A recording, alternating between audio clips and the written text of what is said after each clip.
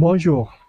Dans l'une de nos précédentes vidéos, lorsque nous étions ensemble, il était question pour nous de pouvoir montrer comment est-ce qu'au niveau de la Côte d'Ivoire, il pourrait donc implémenter les cultures d'avocatiers greffés au niveau du territoire de la Côte d'Ivoire.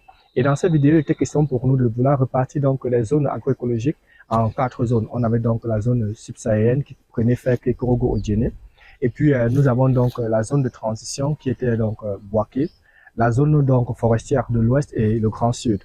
Donc, ce qu'il faudra savoir, est-ce que dans cette vidéo, il serait question pour nous de montrer comment est-ce qu'au niveau de la Côte d'Ivoire, ils peuvent adapter les différentes variétés d'avocats au niveau, en fonction des zones agroécologiques.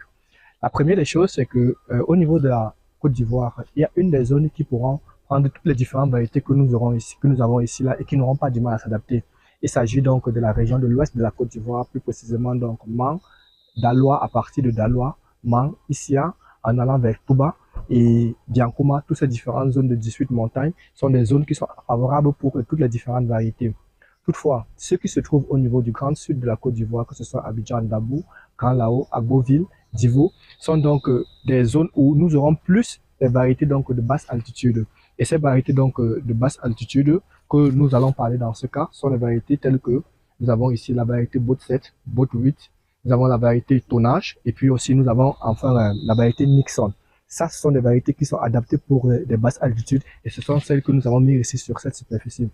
Par contre, celles qui seront mieux adaptées pour les zones de haute altitude, et dans ces zones de haute altitude, nous parlons effectivement donc de ceux qui se retrouvent donc dans les zones de Man et autres. Ce sont des variétés, les variétés qui pourront nous s'adapter là-bas sont donc les variétés telles que la variété Anayem que nous avons ici là. Ça, ce sont des variétés qui sont donc adaptées pour les zones de haute altitude. À part donc la variété Anayem, ils pourront aussi développer au niveau de ces différentes zones-là des variétés telles que le Nixon qui sont aussi bons pour les zones de haute altitude.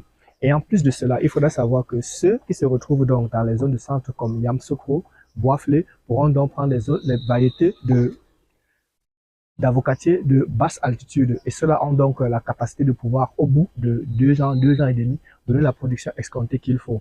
Et il faudra savoir que tout cela sont développés donc de manière biologique et c'est possible à base des micro-organismes qu'on pourra donc adapter dès la mise en pépinière et aussi le suivi qui se fera donc à base des fongicides naturels.